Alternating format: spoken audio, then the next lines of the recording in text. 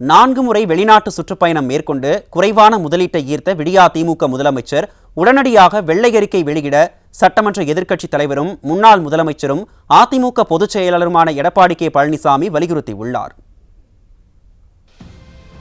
சட்டமன்ற எதிர்க்கட்சித் தலைவரும் முன்னாள் முதலமைச்சரும் அதிமுக பொதுச் செயலாளருமான எடப்பாடி கே பழனிசாமி வெளியிட்டுள்ள அறிக்கையில்,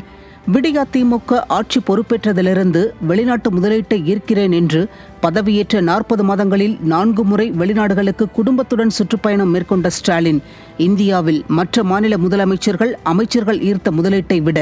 மிக மிக குறைவான முதலீட்டை கொண்டு வந்துள்ளதாக செய்திகள் தெரிவிக்கின்றன என குறிப்பிட்டுள்ளார்.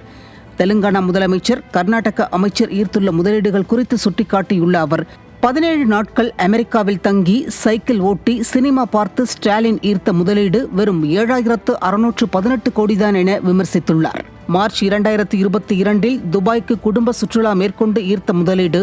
6,100 கோடி ரூபாயும், 2023 ஆண்டு மே மாதம் சிங்கப்பூர், ஜப்பான் சுற்றுப்பயணம் மேற்கொண்டு 3,233 கோடி ரூபாயும், 2024 ஜனவரி மாதம் ஸ்பெயின் சுற்றுப்பயணத்தில் ஈர்த்த முதலீடு 3,440 கோடி ரூபாயும், தற்போது அமெரிக்கா சென்று ஈர்த்த முதலீடு 7,618 கோடி ரூபாயும் என 4 முறை வெளிநாட்டு சுற்றுப்பயணத்தில் சுமார் 18,000 கோடி ரூபாயை மட்டுமே பொம்மை முதல்வர் முதலீடாக பெற்று வந்துள்ளதாக கழக பொதுச் செயலாளர் சுட்டிக்காட்டியுள்ளார். தனது தலைமையிலான அதிமுக ஆட்சியில் 2019 ஆண்டு இங்கிலாந்து, அமெரிக்கா மற்றும் துபாய் நாடுகளுக்கு தான் பயணம் மேற்கொண்ட போது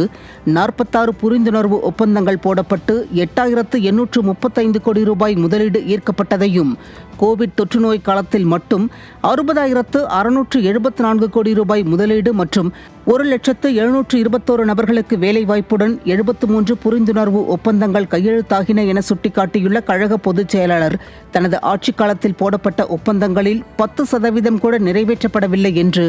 பொம்மை முதல்வர் நச்சுக் கருத்தை கூறியதை கண்டித்துள்ளார். தனது ஆட்சிக் காலத்தில் தொடங்கப்பட்ட திட்டங்களை பட்டியலிட்டு அது குறித்து அரசு கோப்பிலிருந்து தெரிந்து கொள்ளலாம் என தெரிவித்துள்ள கழக பொதுச் செயலாளர், இந்த முதலமைச்சரின் செயல்பாடு 0 என்பதால் தான் வெள்ளை அறிக்கையை வைக்க மறுக்கிறார் என விமர்சித்துள்ளதுடன், சட்டியில் இருந்தால்தான் அகப்பையில் வரும் என்ற கிராம பழமொழிதான் பொம்மை முதலமைச்சரின் செயல்பாடுகளை பார்க்கும்போது நினைவுக்கு வருவதாக சாடியுள்ளார். எல்லோரையும் எல்லா காலமும் ஏமாற்ற முடியாது என்பதை ஸ்டாலின் உணரும் காலம் விரைவில் வரும் என அதிமுக பொதுச் செயலாளர் தனது அறிக்கையில் காட்டமாக விமர்சித்துள்ளார்.